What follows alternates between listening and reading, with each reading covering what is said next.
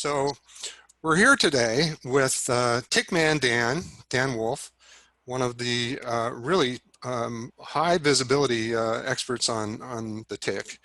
And we wanted to talk with Dan because he's a good friend of Insect Shield. And we've worked with him a lot in the past. It's great to get back in touch. Dan, how's it going?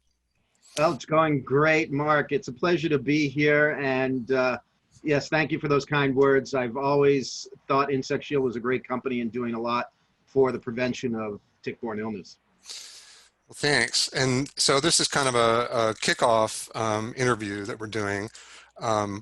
Pretty informal, as our viewers may guess, but we're just kind of interested in picking your brain a little bit, finding out what's going on in the world of ticks, and there's actually a lot of interesting stuff happening with ticks and insect-borne disease. Insect Shield obviously has an interest in all this stuff because our clothing is one of the better ways to prevent tick bites. So, and then you've got a product that you sell, that you created. So maybe we can talk about that a little bit toward the end of our discussion. I just read, so I don't know if you want to just tell us a little bit about how you got involved with the tick, and why did you choose the tick? I mean, what was it so interesting about the tick? Well, sometimes in life, you don't choose things choose you. And I seem to be chosen quite a bit by ticks. As a matter of fact, first of all, I'm an avid outdoorsman, and so I've been tromping around out in the suburbs of Boston in Massachusetts for probably about 25 years now. And in that span of time, I've been bitten by more than 200 deer ticks. And so that's really why I got involved with sort of educating myself a little bit more and getting more deeply entrenched and aligned with not only the Lyme community itself, but my favorite area of focus would be prevention. And that's why I think Insect Shield and my company TickEase work well together, although one is to keep them off you and one is to pull them off once they're attached. Right. So we all know that even the best preventative measures often still could result in having a tick get through because they're very persistent and they're very opportunistic. So they really find their way through a lot of our barriers. Yeah, that's as I understand it too. And I mean, your website's got a lot of good tips and stuff around that. And I'm relatively new to Insect Shield and what we do here, but there's a lot to learn, and it's really great. I like a lot of the personalities that are in the industry, and like you said, I mean, there's a lot of good stuff going on with the Lyme prevention and awareness and treatment and so forth. So yeah, well, it's inevitable that that's going to go on because more and more people on an annual basis are suffering terribly from tick-borne illnesses. And I don't just single out Lyme disease because now we're worried about multiple different types of infections that you can get from these ticks. And as I mentioned before, I didn't choose ticks, they chose me. These are ticks that I've just pulled off of my clothing. I mean, I didn't go out and sweep for these or flag for these. I walked around with this vial in my pocket for a period of maybe about 4 or 5 days. This was a couple years ago. But these are all deer ticks, and they're all in the adult stage. And the adult stage deer ticks are much more likely to carry the pathogens that can cause infection simply because they're older and they've had a chance to take more blood meals. Right. So it's pretty widespread in my area, and it is the prevalence of ticks and illness are increasing in the U.S. and globally, actually. Right. Yeah, and there's a lot of factors to do with that, right, that are driving that. I mean, you've talked about before. So what are some of the things that are contributing now to the spread of Well, I'll always come back to kind of the Northeast as my focal point here, but certainly the ideas that I talk about are applicable nationwide and again in other countries. But there has been over the past few years kind of a perfect storm. Dr. Mather at University of Rhode Island Mm-hmm. refers to it as ticknado, like Sharknado. I mean, they're Right, right. flying through the sky. Actually, ticks don't fall from the sky No, that's lucky. or fly or anything like Yeah. that. But there are a lot of different components that are causing so much activity in the ticks, and therefore resulting in more reported cases of illness. And Mm-hmm. some of those factors are, first of all, we all know that climates are warming, Yeah. and warm, moist climates are perfect for the life cycle of the tick. And the deer tick in Massachusetts and in other parts, there's a western black-legged tick, and the deer tick, which is actually the black-legged tick, or Zodius scapularis, lives about 2 years. So Wow. they have no problem in colder climates. You know, it's not like a mosquito where the first frost really kills them off until the next season. Mm-hmm. These ticks survive just fine through the winter, and even in some significantly cold areas like the north central part of the U.S., Montana, Wisconsin, Minnesota, where they have prolonged periods of time well below freezing or even below zero. Ticks actually produce a substance called glycerol, which is like an antifreeze for their cells. Oh, wow. So they can kind of go into this state called diapause, which is kind of suspended animation. Okay. And then they revive very quickly within a day or two of warming temperatures, even in the middle of a harsh winter. Hmm. They kind of emerge, and they just, you know, they're hungry and they want to go find something something to eat. I was actually picking them up at a rate of about 40 to 50 per hour in the middle of February up here in Boston 2 years ago, Wow.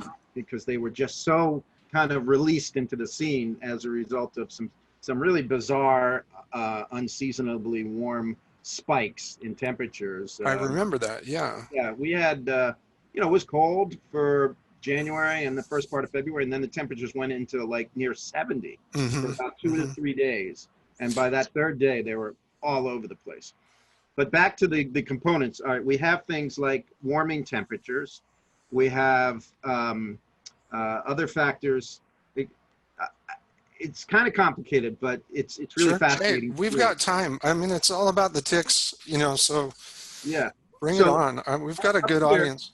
yeah, up here, what we have is we have a lot of oak groves, and sometimes it's referred to as a mast year. You may have heard that expression, Hmm. which means kind of the natural or the wild nut crops, acorns and beech nuts and hickory nuts are surprisingly plentiful. And sometimes you have a year where you don't see a lot of acorns. Sometimes you have a year where they're just just unbelievable, the amounts that you'll see. I mean, we've got some oaks in front of my house, and the road from the cars crushing them is just covered with a mushy acorny substance. So, but what likes acorns? Okay, we have squirrels, we have chipmunks, we have Uh, other small rodents, in particular the white-footed mouse. hmm. Now, I'm saying in particular because these are the biggest violators when it comes to providing these pathogens and these microbes that cause Yeah. infection, and they provide that to a tick. Okay. And so a mouse is considered a competent host, meaning that they are viable in transmitting these pathogens. And these pathogens can occur naturally in these rodents, but they're not sort of. Some of these rodents don't have these pathogens, and some do. Now, for example, you have a deer tick that Is that actual size? yeah, That's pretty. actual size. Oh my God. You need to use pliers to get these off. No, this is for demonstration purposes only. Okay. And if actually ticks were this size, Yeah. then we would have a lot less Lyme disease, because you would certainly be able to detect them before they were able to bite you. So and it's thought, and research has shown that most ticks, when they are born from the egg, are clean, meaning Mm-hmm. they can bite you, no problem whatsoever. Yeah. There is now something showing up which is disturbing. It's a variety of the Borrelia, which causes Lyme. Borrelia burgdorferi is the particular bacteria that causes Lyme. There's another one called Borrelia miyamotoi, which causes illness. I don't know about the long-term effects, but it's not a pleasant illness to get at Yeah. all. Yeah. And what happens is this is the only pathogen or the only infectious agent that has been detected in larval ticks, larval ear ticks, Yeah. coming from the mother. Yeah. So that's very disturbing because larval Yeah. ticks are extremely small. Mm-hmm. And but overall, in general, you can be relatively sure that most larval ticks are clean. Okay. What happens? The larval ticks hatch from the eggs and they're ready to feed. So they wait on blades of grass or on leaves on the forest floor or other areas near where their egg mass has hatched. So there can be hundreds and even thousands of these little larval ticks, and they don't go too far because they're so small. The Lone Star tick, which has not been known to commonly carry Lyme disease, but can give you an allergy to red meat. Hmm. Lone All Star right. ticks All are right. known for their swarming properties. So as larval and nymphs, you can get hundreds of bites at the same time. Oh, And wow. people have been mistaking them for chiggers. Yeah. And I've never seen a chigger. We don't have them up here, and Right. that's how this idea is being dispelled because we don't typically have chiggers. I see. So people say, "Oh, they must be chiggers because there's 100 red welts on my ankle," Right. but in fact, they're Lone Star ticks. So, of course, again, the younger the tick, the less likely that you'll have any problems with them. Mm-hmm. But still, you're not out of the woods completely. So when you have a lot of acorns, you have a lot of mice eating them, Yeah. you have warmer winters. So now you have a robust white-footed mouse population because Mm-hmm. they're Mm-hmm. like, we have all this food. We're going to have our broods as normal, where we can have, I don't even know how many, I don't know if you call them litters or not, but they can reproduce quite rapidly. Sure. And so now you have more competent hosts for the ticks to feed on. Okay. So you have more ticks because it's a milder winter. You have more disease or infectious agents available because there's more mice. But back to my point where you have a clean tick and a dirty mouse, the clean tick bites the dirty mouse. Now you have a dirty mouse and a dirty tick. Right. Now what's going to happen? This dirty tick is then going to go to another stage of life and need another blood meal. And it's going to go find a clean mouse, potentially. Mm-hmm. It's going to bite the clean mouse. And now you have another dirty mouse and and the same dirty tick. Right. So this continues on through the life cycle. Right. And that's how you kind of, these naturally occurring bacteria, parasites, and viruses Yeah. are then transferred into this, which is known as a vector.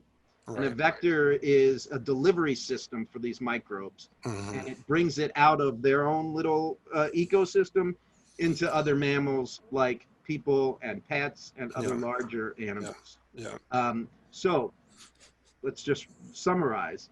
You have warmer climates. You have more food for the mice, which increases the mice population. Mm-hmm.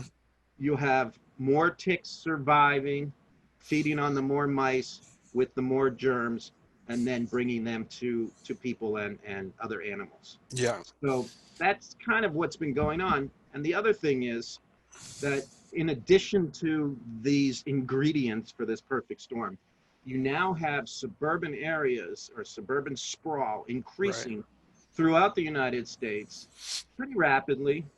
And people say, oh, well, that's the problem because we're building suburbs on infringing upon the wildlife areas where they live. Mm-hmm. I don't think that's true at all. what I think is happening is that these suburban environments are now a place where this wildlife can thrive, not just survive or get by like Yeah. they would in the bigger woods. Yeah. In the bigger woods, let's take the deer, for example. It gets cold, the food sources disappear, there's other stresses on that population, and Mother Nature says, okay, 30%, I'm just throwing that number out there, Yeah. 30% of this population is going to be dead because that's the way it is. That's how Mother Nature Yeah. naturally controls deer populations. Right. In the suburbs, instead of that 30% being killed, it's probably increasing by 30% or even more, because now you have ornamental landscapes which provide not only higher nutritional value, but also higher caloric intake Hmm. for the deer. So now they're just like you. I mean, people talk about their yards being a buffet, and that's exactly what it is for the deer. Yeah. So now the deer, their birth rates increase. So in times of stress, maybe they have one fawn that survives. Now we're seeing twins and triplets. I've actually seen quadruplets up in our area. So we have, and deer, when that are born in the spring, can actually get pregnant that same fall. So one deer this year turns into 3 next year, turns into 9 the next year, and you know how it And goes and so so on. on. Yeah. Yeah. So that's just an example, but deer, that example can be used for coyotes, foxes, other types of animals. Now, Yeah. one very important thing to note about the deer, even though this is called the deer tick, deer are incompetent hosts. Their systems do not harbor these tick-borne illnesses. Hmm. They are simply a vehicle for egg laying and for spreading of the ticks, because unlike a mouse that may live under your shed for its entire life, you have a male deer. Bucks can be transient and can travel and have a home range that could be between 5 and 7 miles, square miles. Hmm. The does, it's a little bit less because they're less transient. They're happy to stay in their home ranges. But even if it's still a mile or two, that means that one deer is in your backyard tonight and could be 2 miles away heading west just by chance. Hmm. And they are known to be able to drop, on average on a ticky year, like 5 pregnant female ticks a day. Each female tick can now lay 2 to 3,000 eggs. Yeah. So you can see Wow. where I'm getting at, Yeah. and the bucks even Yeah. further. So you Yeah. have 10,000 eggs in your backyard tonight. You have 10,000 eggs in your neighbor's backyard 2 miles west, and then you have those other family groups that are visiting that area, Hmm. and it just keeps going on and on. So that's really so. I guess to summarize, all these things play an important role, Sure. but they're not all necessary to keep the spread going. So if you pull out one component, you're still going to get the spread. It's Still. just not going to Yeah. be as much. So a lot of towns and communities are starting to implement deer management programs Yeah. Yeah. to help. I don't even think the intention is to reduce the population. I think it's just to stop it from increasing Yeah. at this point. That makes So sense.